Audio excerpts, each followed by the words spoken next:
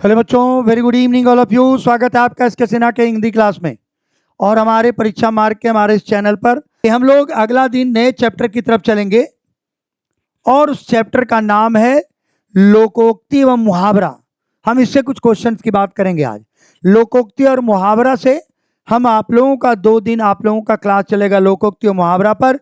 कुछ हम आपको 50, 60, 70, 80 जितने भी क्वेश्चन हो सकते हैं 2 दिन में उतना क्वेश्चन हम आप लोगों को करवाएंगे। तो हम लोग आज से शुरुआत करते हैं। जल्दी से आप लोग जुड़ जाइए, जितने भी लोग हैं आपका। हम लोग इस सेशन की शुरुआत करते हैं। मोहम्मद कलीम, बाकी लोग भी हैं, जो भी लोग हैं जल्दी से गुड इवनिंग का मैसेज कीजिए, शुभ संध्या का मैसेज कीजिए और जुड़ जाइए हमारे साथ में। हम लोग बात करेंगे बारी बारी से, सारे क्वेश्चंस की बात करेंगे। बोर्ड के ऊपर आपके क्वेश्चंस दिखाई पड़ रहे हैं, बोर्ड के ऊपर आपके क्वेश्चंस दिख रहे हैं, दिख रहा है बच्चा? बोर्ड पर आपके क्वेश्चंस दिख रहे हैं, ठीक है? तो चलिए हम लोग बात आपसे करते हैं। सबसे पहला है जो क्वेश्चन आपके सामने दिखाई पड़ रहा है, वो क्वेश्चन क्या कर रहा है? अपना क्रोध किसी निरपराध पर उतारना।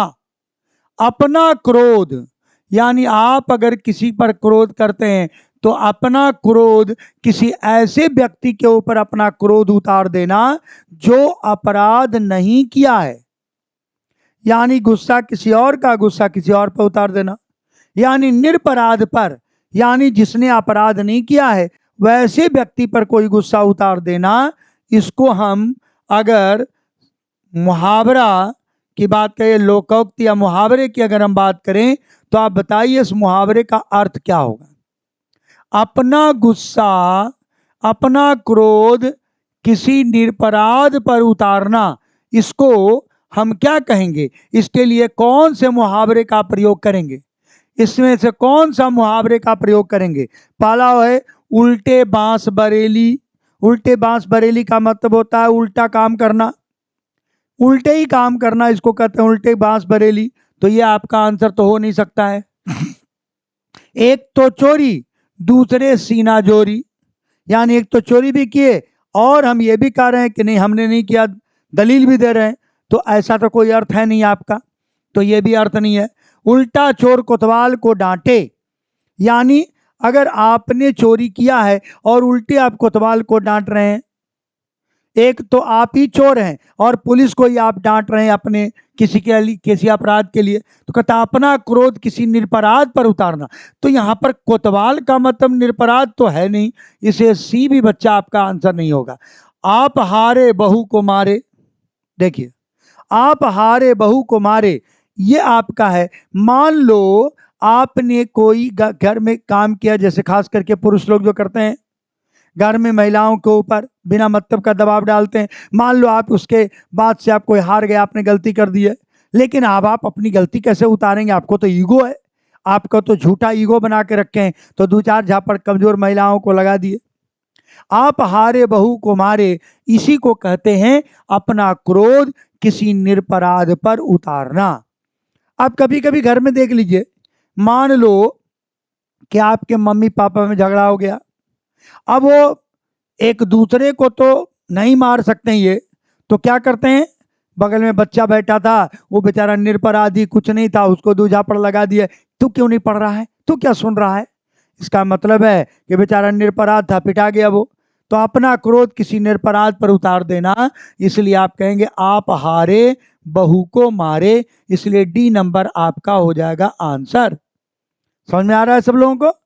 चलिए आगे बढ़ते हैं, अगले प्रश्न की तरफ चलते हैं। अगला प्रश्न, प्रश्न नंबर 2। ईद का चांद होना, इस मुहावरे का अर्थ क्या है? सब लोग बताइए। ईद का चांद होने का मतलब क्या होता है जी? ईद का चांद होने का मतलब ही होता है बहुत दिनों पर दिखाई पड़ना। अगर कोई व्यक्ति बहुत दिन पर दिखाई पड़ रहा हो तो हम कहते हैं तुम तो ईद के चांद हो गए हो। इसी को दूज का चांद होना भी कहते हैं। तो बहुत दिनों बाद दिखाई देना, इसको कहते हैं ईद का चांद होना। तो बहुत दिनों बाद दिखाई देना, यानी आंसर नंबर क्या कहिएगा? आंसर नंबर ए कर लीजिएगा, बहुत दिनों बाद दिखाई देना। सब्ज बाग दिखाना, इस मुहावरे का सही अर्थ क्या है? इस मुहावरे का अर्थ देखिए, सब्ज बाग दिखाना क्या होगा? सब्ज बाग दिखाना, सब्ज बाग दिखाना यानी अच्छे बातें का कर बहकाना, भ्रमित करना, मीठी बातें करना, बहलाना। बोलो क्या कहेंगे? सब्ज बाग दिखाना। सब्ज बाग दिखाने का मतलब होता है किसी भी व्यक्ति को क्या करना? तो सब्ज बाग दिखाने का मतलब होता है कि किसी भी व्यक्ति को झूठे सपने दिखाना, तुम्हारे लिए कर देंगे, वो कर देंगे, ऐसा कुछ झूठा सपना दिखाना, किसी को झूठा सपना दिखाना, झूठा दिलासा दिखाना, यानी अच्छी बातें कहकर किसी को बहकाना। तो ए नंबर आपका आंसर हो गया। सब्ज बाग दिखाना का मतलब है झूठी बात या ऐसी कोई बात जो प्यारी प्यारी बात कह के किसी को बहकाना, इसको कहते हैं सब्ज बाग दिखाना। तो क्या हो गया आंसर? आंसर नंबर हो जाएगा ए। तो ये आप देखिए तीसरा का भी आंसर कौन हो गया? आंसर नंबर हो गया ए। तीसरा का भी आंसर नंबर ए, अच्छी बातें कहकर बहकाना, इसको कहते हैं सब्ज बाग दिखाना। अगला प्रश्न देखिए, नंबर प्रश्न देखिए, बहुत उद्यम उद्यम मचाना, उद्यम मचाना, उगम लिखा गया, उद्यम होगा, उद्यम होगा, बहुत उद्यम मचाना, उत्पात मचाना जिसको कहते हैं, एकदम घर को सिर पर उठा लेना, बहुत उद्यम मचाना, उत्पात मचाना, नाको दम कर देना एकदम। बोलो चौथा का आंसर क्या होगा?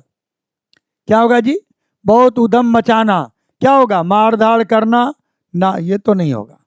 सिर मारना, ये भी नहीं होगा। सिर पर भूत सवार होना, सिर पर भूत सवार होना, ये तो होता है किसी काम के पीछे एकदम लग जाना, सिर पर भूत सवार होना। और सिर को सिर पर उठा लेना, यानी किसी भी चीज को सिर पर उठा लेना, इसको कहते हैं बहुत उद्यम मचाना, मतलब किसी बात को सिर पर उठा लेना, इसी को कहेंगे बहुत उद्यम मचाना, यानी डी नंबर। चलिए 5वां नंबर क्वेश्चन देखते हैं। 99 के फेर में पढ़ना।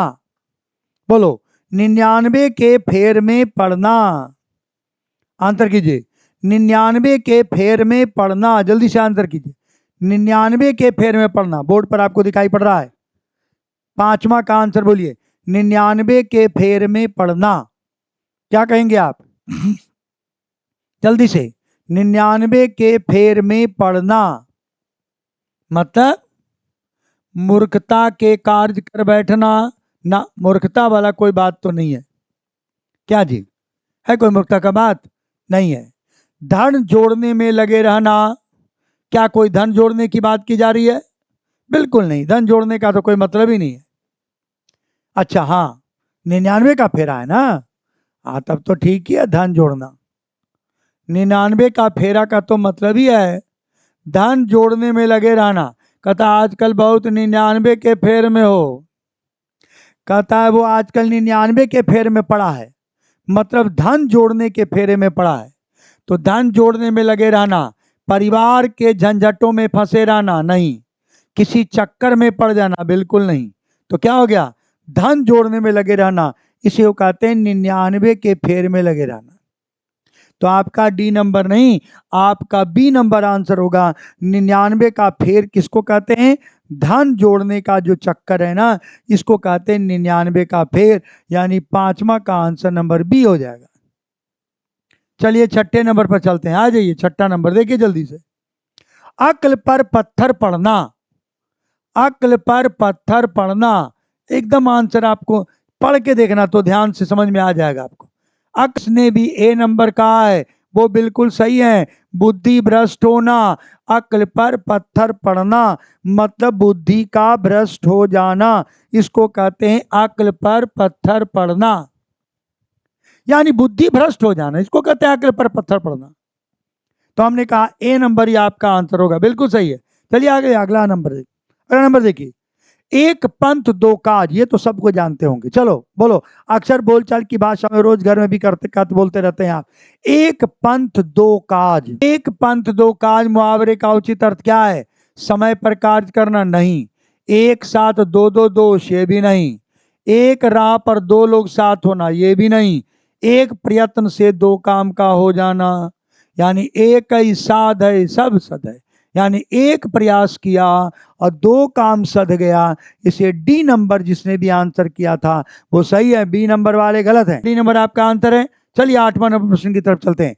8वां नंबर, क्वेश्चन नंबर 8वां, क्वेश्चन नंबर 8। चलिए, अंधा होना मुहावरे का अभिप्राय है।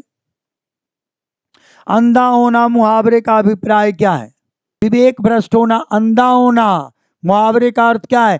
अंधा होना है। विवेक भ्रष्ट होना, आंखों से दिखाई न देना, जहां धांधली का बोलवाला हो, आंख से काना।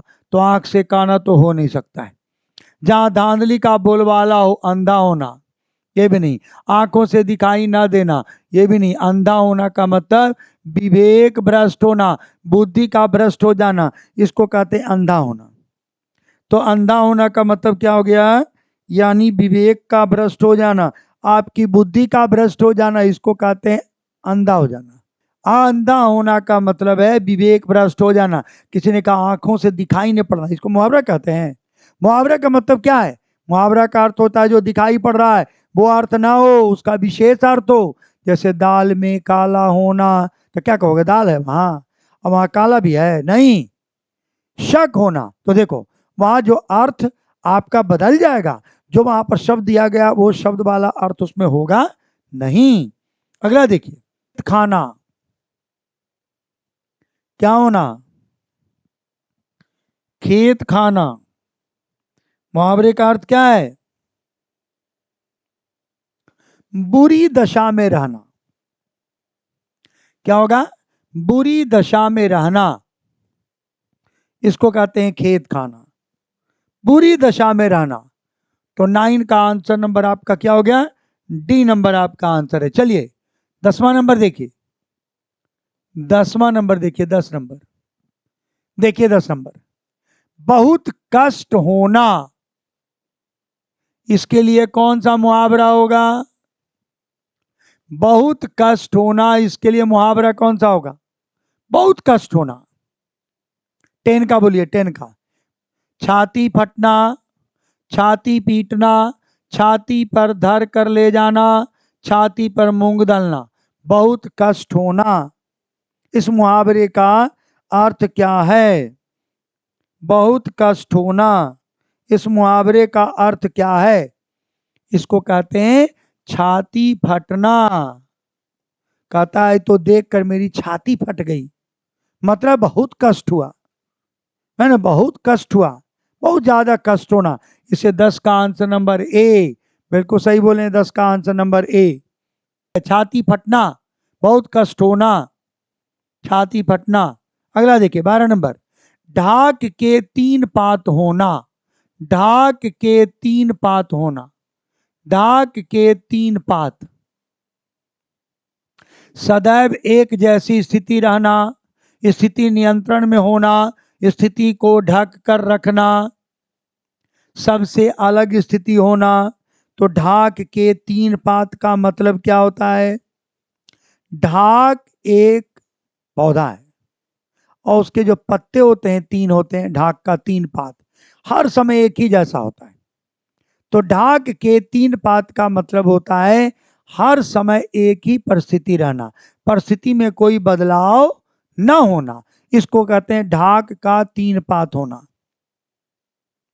तो क्या हो गया? सदैव एक जैसी स्थिति का होना, सदैव एक जैसी स्थिति का होना, इसको कहते हैं ढाक का 3 पात। यानी आपका यहां पर कितना नंबर? 11 नंबर का आंसर हो गया ए नंबर। चलिए 12 नंबर क्वेश्चन पर आते हैं। 12 नंबर क्वेश्चन देखिए, मुहावरे का युक्ति युक्त अर्थ नहीं है। आपको यह देखना है कि एक मुहावरा है, दूसरा उसका अर्थ है। आपको यह देखना है कि वो जो मुहावरा और उसका अर्थ दिया हुआ है वो मिलान सही है कि नहीं। तो आपका कहता है अर्थ नहीं है, युक्ति युक्त अर्थ नहीं है, यानी जो गलत है उसके बारे में आपको पूछ रहा है, जो गलत है उसके बारे में। छाती उमड़ आना, यानी प्रेम या करुणा से गदगद होना, बिल्कुल सही है। छाती उमड़ आना का मतलब होता है कि हृदय में किसी के प्रति प्रेम हो जाना, प्रेम उमड़ आना। तो छाती उमड़ पड़ना का मतलब भी होता है किसी के लिए हृदय में करुणा, प्रेम, दया ऐसा का भाव हो जाना। तो इसका मतलब ये तो सही है। चादर से बाहर पैर फैलाना यानी मर्यादा का उल्लंघन करना। चादर के बाहर पैर फैलाना यानी मर्यादा का उल्लंघन करना। तीसरा कह रहा है छठी का राजा, कठिन परिश्रम करने वाला और पेंदे के बल बैठना, पराभव मानना। पराभव मतलब हार, जिसको आप कहते हैं हार, पराभव मानना।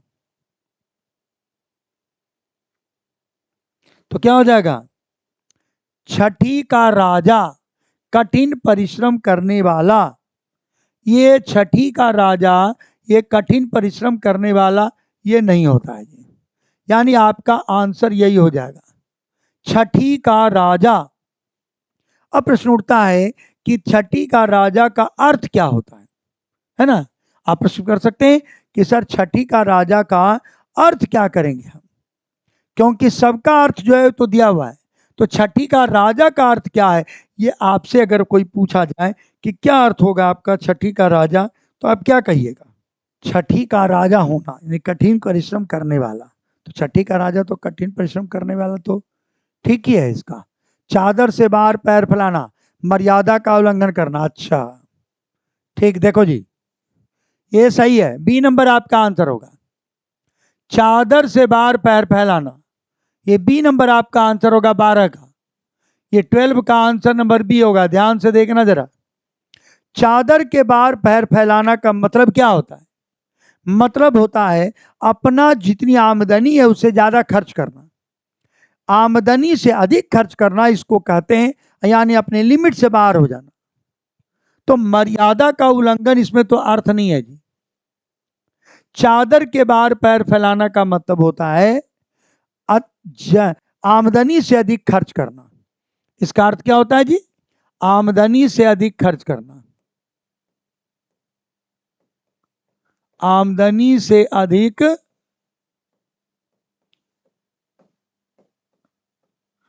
खर्च करना, इसको कहते हैं चादर के बाहर पैर फैलाना, आमदनी से अधिक खर्च करना। इसलिए आपका बी नंबर आपका आंसर हो जाएगा।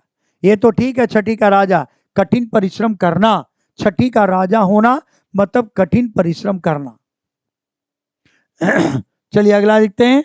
अगला 13 नंबर क्वेश्चन देखिए, छाती पर पत्थर रखना। छाती पर पत्थर रखना, इस मुहावरे का क्या अर्थ है? ऐसा कह रहा है, छाती पर पत्थर रखना, इस मुहावरे का क्या अर्थ है? देखिए बोलिए। विपत्तियों में भी विचलित ना होना, तनिक भी ना पसीजना, कठोर हृदय, विवश होना। तो छाती पर पत्थर रखना अगर आप एलिमिनेट करो तो विवश होना तो आपका आंसर नहीं है, तो ये तो आपका आंसर नहीं है। कठोर हृदय, कठोर हृदय ये आपका आंसर नहीं है, छाती का पत्थर रखना। तनिक भी ना पसीजना ये भी आपका नहीं है, तो आपका आंसर कौन है? विपत्तियों में भी विचलित ना होना। विपत्तियों में भी विचलित न होना, इसको कहते हैं छाती पर पत्थर रखना, यानी विपत्तियों में भी विचलित ना होना। तो 13 का आंसर नंबर ए देख लीजिए। 15 देखिए, किस क्रम में मुहावरा है? आपको बताना है किसमें से कौन ऐसा है जो मुहावरा है। कठोर हृदय, तो अब कहिएगा समय चूक पुनिका पछताने, ये मुहावरा नहीं है, ये लोकोक्ति है। देख लो पहले लोकोक्ति और मुहावरे में थोड़ा फर्क समझो। ये लोकोक्ति है, नेकी कर दरिया में डाल, ये भी आपका लोकोक्ति है। सावधान 22 पसेरी, ये भी लोकोक्ति है। और दाहिना हाथ, ये आपका मुहावरा है। अब आपको क्या करना है, ये मुहावरा है आपका,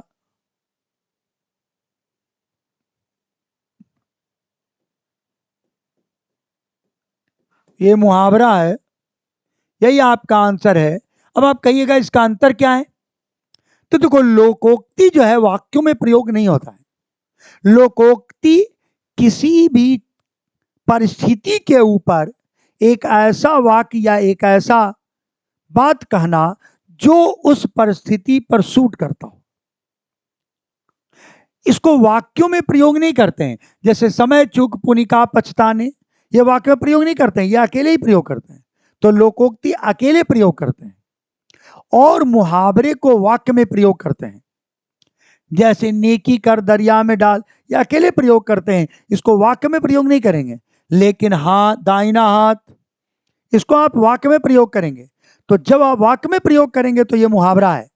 जैसे कि वह मेरा दाहिना हाथ है, तुम तो मेरे दाहिने हाथ हो, ये आपने वाक्य में प्रयोग किया, लेकिन इस तीनों का प्रयोग वाक्य में प्रयोग नहीं कर सकते। यही रीजन है कि आपका मुहावरा कौन हो गया, सी नंबर आपका मुहावरा है। और बाकी क्या है आपका, बाकी आपका लोकोक्तियां हैं। 15 नंबर क्वेश्चन पे आते हैं। काला मुंह होना का अर्थ क्या है? मुंह काला होना या काला मुंह होना। होली खेलना, बिल्कुल नहीं। चेहरे पर रंग लग जाना, बिल्कुल नहीं। बदनाम होना, हाँ ये हो सकता है। जिसका मुंह काले रंग का होना, नहीं। तो क्या हो गया आपका, बदनाम होना। तो ये 15 का आंसर देखो क्या हो गया, बदनाम होना। इसलिए कोई बात नहीं, गलत हो रहा है, कल ठीक हो जाएगा। नहीं जानते हैं तो गलत हो रहा है। सोना रानी, अगर आपको गलत हो रहा है तो आपको नहीं पता इसे गलत हो रहा है, कोई बात नहीं है। जब जान जाएंगे, पढ़ लेंगे तो गलत नहीं होगा। काला मुंह होना का अर्थ क्या है, बदनाम होना। इसलिए 15 का आंसर नंबर सी होगा। 16 नंबर देखिए, कौन सा अर्थ सही नहीं है, यही पूछ रहा है। कौन सा अर्थ सही नहीं है, यहां भी वही बात है। देख लो ध्यान से, हम कुछ समय दे रहे हैं आपको। क्वेश्चन नंबर आपका 16 में हम आपको थोड़ा टाइम दे रहे हैं, देख लो इसको जरा ध्यान से। त्रिशंकु होना, कोई काम करते हुए बीच में ही अटक जाना। खून सफेद हो जाना, दया ममता न रह जाना। छठी का दूध याद आना, यानी बचपन का लाड़ पाड़ याद आना। आस्तीन का सांप होना, मतलब समीप का विश्वासघाती होना। इसको यहां पर आपका डैश है, यहां डैश है, इसमें यहां डैश है जी, ये नहीं है। छठी का दूध याद आना। अब देखो, त्रिशंकु होना, क्या कहते हैं त्रिशंकु होना, न इधर का न उधर का, इसको कहते हैं त्रिशंकु होना। त्रिशंकु होना मतलब न इधर का रहना न उधर का, थाली का बैगन, कभी न इधर का होना न उधर का, इसको कहते हैं त्रिशंकु होना। न खुदा ही मिला न विशाले सनम, न इधर के रहे न उधर के रहे। न खुदा मिला और न सनम ही मिला, इधर न रहे न उधर रहे हम। तो इसको कहते हैं, इसको कहते हैं अर्थ का अर्थ। तो त्रिशंकु होना तो सही है, कोई काम करते हुए बीच में ही अटक जाना, त्रिशंकु होना। अब क्या इधर करें किधर करें, अटक गए, तो ये तो ठीक है। खून सफेद होना है ना, खून सफेद होना यानी दया ममता न रह जाना, ये भी ठीक है, ये भी सही है। छठी का दूध याद आना, आपने सुना होगा, हम तो तुमको छठी का दूध याद दिला दिए। तो क्या होता है, लाड़ पाड़, बचपन का लाड़ प्यार याद आना, नहीं। छठी का दूध याद आ जाना मतलब होता है किसी को बहुत ज्यादा परेशान कर देना, किसी को बहुत ज्यादा परेशान कर देना, या उसको मारना पीटना, परेशान करना, डरा देना, इसको कहते हैं छठी का दूध याद आना। तो बचपन का लाड़ पार याद आना ये आपका आंसर होगा, क्योंकि यही इसका अर्थ नहीं है। आस्तीन का सांप होना यानी इसका भी मतलब होता है समीप का विश्वासघाती, जो आपके बिल्कुल बगल में आपके पास है और वो आपका विश्वासघाती है, यानी ऐसा व्यक्ति जो आपके पास में रह करके आपको क्या कर रहा है, आपको डस रहा है, इसको कहते हैं आस्तीन का सांप होना। बहुत निकट का दुश्मन है ना, ऐसा दोस्त जो आपके दुश्मन है, आपको पता भी जाए दोस्ती भी किया, वो दुश्मनी कर रहा है अंदर अंदर, इसको कहते हैं। अगला देखिए, अवसर का लाभ उठाना के लिए उपयुक्त है, अवसर का लाभ उठाना, अवसर का लाभ उठाना, फूला न समाना, फूले न समाना, फूला न समाना, बहती गंगा में हाथ धोना, अंगारों पर पैर रखना, आकाश पाताल एक करना, कहता अवसर का लाभ उठाना। बोलो जल्दी से बोलिए। 17 का आंसर 17 नंबर है क्वेश्चन ये। बोलिए 17 का। बहती गंगा में हाथ धोना, ठीक तो है, बहती गंगा में हाथ धोना, ये जो कहते हैं अवसर का लाभ उठा लेना। बहती गंगा में हम भी हाथ धो लिए, है ना, बहती गंगा में हम भी हाथ धो लिए। सब कोई चोरी कर रहा था, चोरी का छूट मिला, थोड़ा हम भी कर लिए, बहती गंगा में हम भी हाथ धो लिए, यानी उस अवसर का हम भी लाभ उठा लिए। तो बी नंबर आपका आंसर है। बाकी सी, डी और ए पर क्यों जा रहे हैं आप? ये तो बड़ा आसान है, इसमें क्यों गलती कीजिएगा आप? इसमें गलती करने का मतलब पिटाने वाला काम कर रहे हो। देखो इधर, बहती गंगा में हाथ धोना, तो 17 का अवसर का लाभ उठाना, ऐसा बात करेंगे। चलिए 18 नंबर देखिए, बाधा डालना। अब इसमें भी गलती मत करना, चलो जल्दी बोलो आंसर। बाधा डालना, मुहावरे का अर्थ क्या है? बाधा डालना, रोड़ा अटकाना होता है बाधा डालना का। ए नंबर आपका आंसर होगा।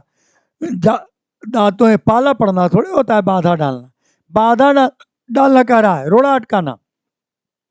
कहता है तुम मेरे राह में रोड़ा अटका रहे हो, मतलब तुम मेरे राह में क्या कर रहे हो? रोड़े अटकाना। राह में रोड़े अटकाने का मतलब है किसी का बाधा डालना। पाला पड़ना, कहता है अभी मेरा पाला नहीं पड़ा है तुमको, पाला पड़ना। फिर आप बरस पड़ना, किसी पर गुस्सा आ जाना, एकदम अचानक एकदम ढेर सारा गुस्सा करना, इसको कहते हैं पाला पड़ना। चलिए आगे बढ़ते हैं। 19 नंबर देखिए, 1.5 चावल की खिचड़ी बनाओ, जल्दी से बनाना है 1.5 चावल का खिचड़ी। बताओ क्या होगा इस मुहावरे का अर्थ बताइए। 1.5 चावल की खिचड़ी, कठिन कार्य, तुच्छ कार्य, भिन्न विचार रखना, उपयुक्त सभी। बोलो 1.5 चावल की खिचड़ी, डिफिकल्ट है ये। 1.5 चावल की खिचड़ी पकाना, ये सामान्य रूप से कहीं आपने बोलचाल की भाषा में सुना भी नहीं होगा। 1.5 चावल की खिचड़ी पकाना का अर्थ होता है भिन्न विचार रखना, यानी जो खाने वाला व्यक्ति उसे अलग विचार रखना, इसको कहते हैं 1.5 चावल की खिचड़ी पकाना। भिन्न विचार रखना, 1.5 चावल की खिचड़ी पकाना का आंसर हो गया 19 का आंसर नंबर सी। अरे वाह, काजल ने कहा सी, राजू ने भी कहा सी, अजय कुमार मंडल ने कहा सी, निशु ने कहा सी। क्या बात है, बहुत बढ़िया। तो 1.5 चावल की खिचड़ी पकाना का अर्थ हो गया, क्या हो गया? भिन्न विचार रखना, अलग विचार रखना। जैसे हमारा विचार तुम्हारे विचार से अलग है, तो हम अपनी 1.5 चावल की खिचड़ी, कहता है तुम तो अपना 1.5 चावल की खिचड़ी पका रहे हो, मतलब तुम तो और लोगों से अलग विचार रखना। चलिए 20 नंबर आंसर कीजिए। 20 नंबर, अपना हाथ जगन्नाथ, अपना हाथ जगन्नाथ। भाई अपना हाथ जगन्नाथ, बोलिए अपना हाथ जगन्नाथ। अपना हाथ जगन्नाथ का अर्थ क्या है? तो अपना हाथ जगन्नाथ का अर्थ 20 का आंसर नंबर बोलिए जल्दी। कैसा क्वेश्चन है अनुप्रिया, कैसा क्वेश्चन, बहुत बढ़िया क्वेश्चन है। अपना हाथ जगन्नाथ, बहुत बढ़िया क्वेश्चन है। अपना हाथ जगन्नाथ का मतलब है अपने ऊपर भरोसा रखना चाहिए, किसी दूसरे पर भरोसा नहीं। हमारा हाथ है, हम खाना पका सकते हैं, हम ये काम कर ले सकते हैं, हम स्वयं बर्तन मान सकते हैं, हम स्वयं झाड़ू पोछा ले लेंगे, तुम्हारी जरूरत नहीं, हम स्वयं कपड़े पीछे। यानी अपना अगर हाथ है तो ये समझ लो भगवान जगन्नाथ है, ये अपना जो हाथ है यही भगवान जगन्नाथ है, ठीक है। तो ये आपका क्वेश्चन है, अपना हाथ जगन्नाथ का मतलब है अपने हाथ से काम करना ही उपयुक्त होता है, अपने हाथ से काम करना ही उपयुक्त होता है, यही आपका आंसर है। अपने हाथ से काम करना ही उपयुक्त होता है, इसे कहते हैं अपना हाथ जगन्नाथ। हम किसी पर, कोई दूसरे पर आश्रित ना होना, इसको कहते हैं अपना हाथ जगन्नाथ का मतलब किसी दूसरे पर आश्रित ना होना, इसको कहते हैं अपने हाथ से काम करना ही उपयुक्त होता है। तो ये भी नहीं है मनमानी करना, अपना हाथ पूजनीय होता है, ये भी नहीं है। तो आंसर नंबर, चलिए 21 नंबर क्वेश्चन देखिए, डंका बजाना का है वो सही है। A number, B number, C number वाले गलत है, डी नंबर वाले सही है। जिनका जिनका भी डी, जैसे निशु का, काजल का, अजय मंडल का, है ना, अनुप्रिया का, अभिराज का, सबका आपका डी नंबर आया है। लेकिन अभिराज पहले तो आप सी नंबर बोले थे, अब आया है डी नंबर।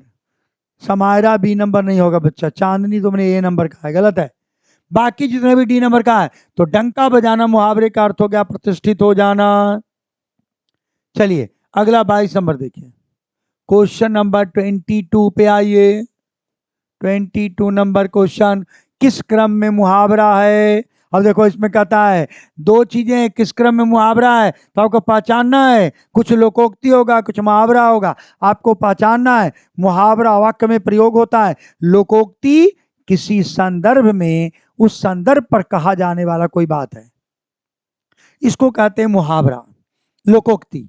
तो आपको ध्यान रखना है। तो किस क्रम में मुहावरा है? 3 लोक से मथुरा न्यारी, ये लोकोक्ति है। ये आपका क्या है? ये आपका लोकोक्ति है।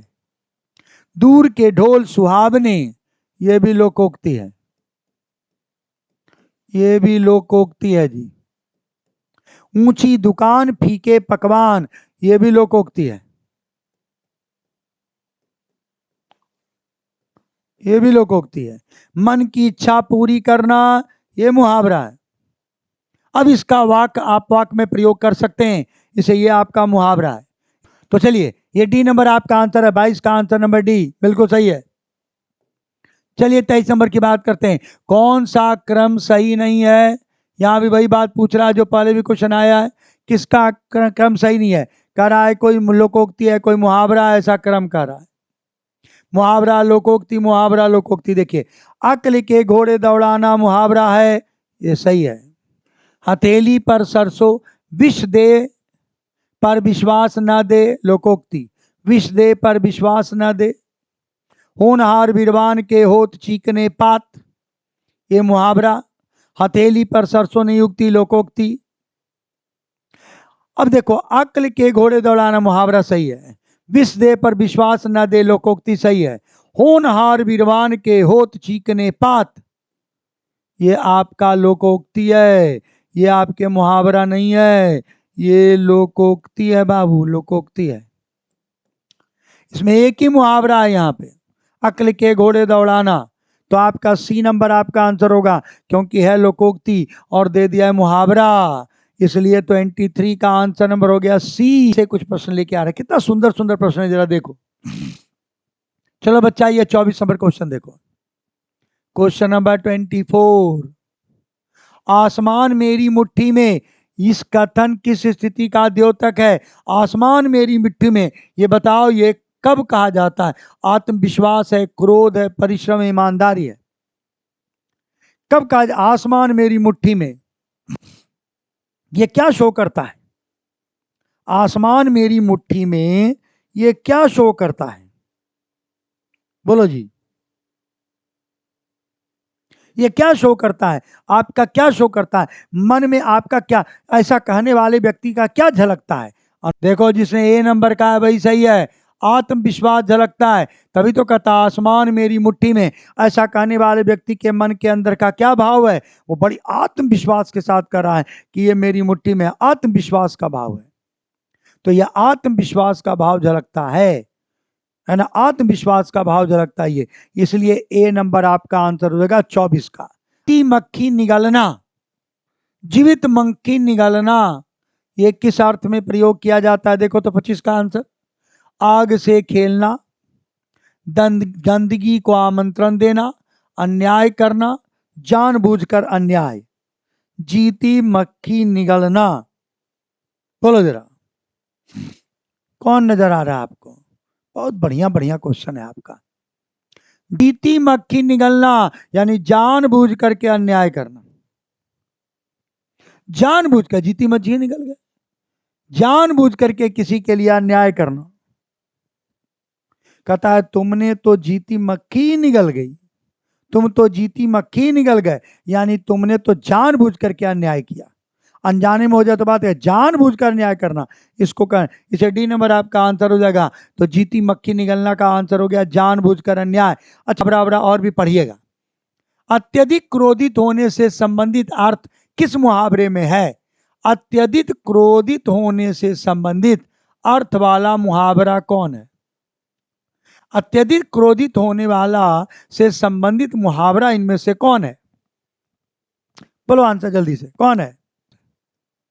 क्या है? आग बबूला होना, अत्यधिक क्रोधित होना, आग बबूला होना, ये इसमें एरर नहीं होगा आप लोगों का, ये बिल्कुल सही है। आग बरसना किसको कहते हैं? आग बरसना, बहुत गर्मी होना, आग बरसना यानी जैसे कहता आसमान से जैसे आग बरस रहा हो, यानी बहुत अधिक गर्मी होना। आग उगलना, आग उगलना मतलब ऐसा कुछ बात कहना जो बहुत चोट करने वाली बात करना, किसी को बहुत बुरा भला कहने वाला बात कहना, इसको कहते हैं आग उगलना।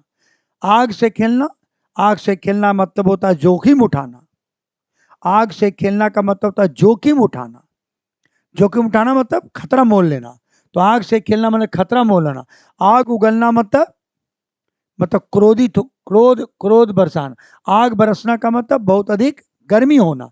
चलिए 27 नंबर क्वेश्चन पे आते हैं। जो स्वयं अपनी ही कठिनाई में फंसा हो वह दूसरे की विपत्ति क्या दूर करेगा, किस लोकोक्ति का तात्पर्य है? कहता है लोकोक्ति का अर्थ पूछ रहा है, कहता है जो स्वयं अपनी कठिनाई में फंसा वह दूसरे की विपत्ति क्या दूर करेगा। इसके लिए लिखित लोकोक्ति कौन होगा? लोकोक्ति कह रहा है, इसमें से कौन सा लोकोक्ति होगा जो ऊपर अर्थ को दर्शाता है? ऊपर जो आपके प्रश्न में जो अर्थ दिया गया है उस प्रश्न के अर्थ को दर्शाने वाला इनमें से कौन सा लोकोक्ति है जो स्वयं अपनी कठिनाई में फंसा हो वह दूसरे की विपत्ति क्या दूर करेगा? रजा न कजा, रजा न कजा, मूली अपने ही पत्तों पर भारी है। मूली अपने ही पत्तों पर भारी है, मियाँ की जूती मियाँ के सिर, कजा ही कजा। अब इसका आंसर कौन सा होगा? कहता है जो अपनी विपत्ति पर भारी हो। बोलिए जल्दी।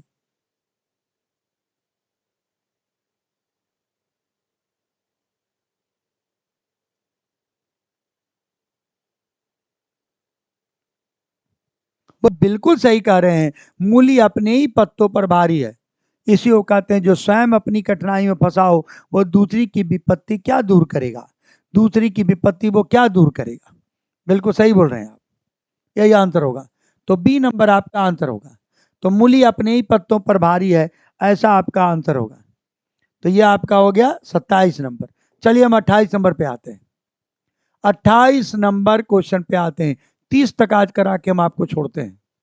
तू डाल डाल मैं पात पात लोकोक्ति का क्या अर्थ है? तू डाल डाल मैं पात पात लोकोक्ति का क्या अर्थ है?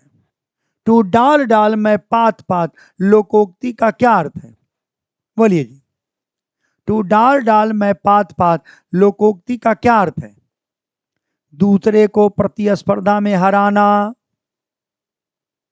एक दूसरे से बढ़कर, हार न मानना, अधिक तेज होना। इस लोकोक्ति का क्या अर्थ है?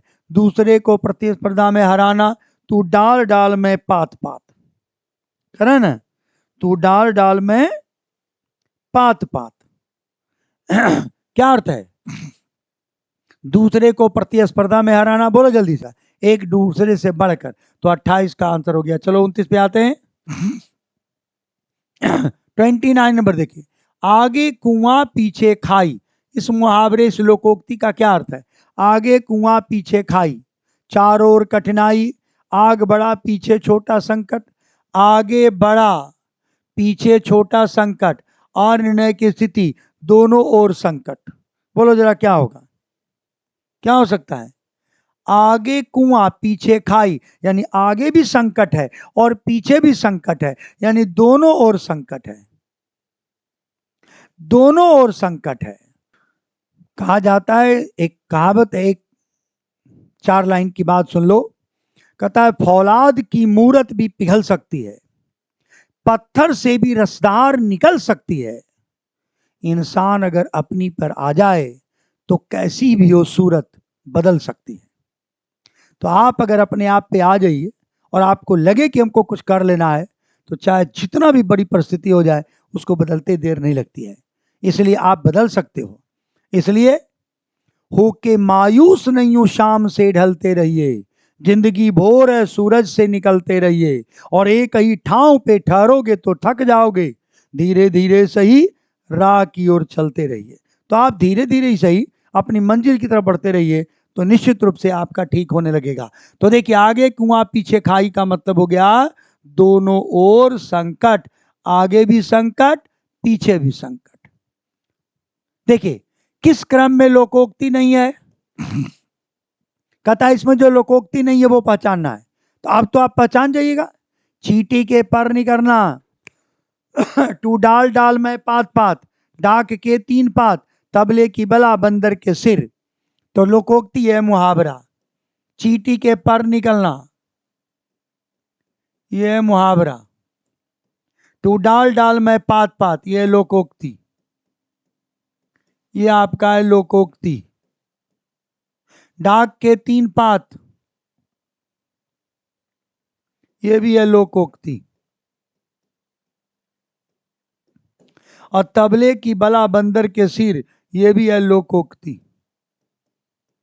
अब तो पहचान ही रहे हो गया, तो आपका ए नंबर आपका आंसर हो जाएगा, क्योंकि ये आपका मुहावरा है, लोकोक्ति नहीं है, इसलिए आप ए नंबर आंसर कीजिएगा। चींटी के पर निकलना मतलब अर्थ क्या होता है जी? चींटी के पर निकलना मतलब मौत नजदीक होना, मौत नजदीक होना। चींटी के पर निकलना का मतलब होता है मौत नजदीक होना। जब चींटी मरने की स्थिति में होती है तो उसके पंख हो जाते हैं, चींटी के पंख निकलने का मतलब है कि उसकी मौत अब आ गई है, तो पंख निकल जाते हैं। तो इस प्रकार से 30 क्वेश्चन को हमने आज आपको करा दिया, 30 क्वेश्चन मैंने आज आपको करा दिया। अगले दिन जब हम आएंगे आपको, तो इसके आगे हम बात करेंगे। हम एकदम एग्जैक्ट आपको 7:30 पर लाइव हो गए थे, और हम आपको 2-4-5 मिनट ज़्यादा ही पढ़ा दिए हैं। हम आपको 3 मिनट ज़्यादा, 20:33 यानी कि 8:33 हुए हैं। तो हम पूरा का पूरा 1 घंटे का आपका सेशन चलाइए, ठीक है ना। तो आज फिर से हम 7:30 बजे कल भी जुड़ेंगे। तब तक के लिए आपको शुभ रात्रि, शुभ रात्रि और शुभ रात्रि।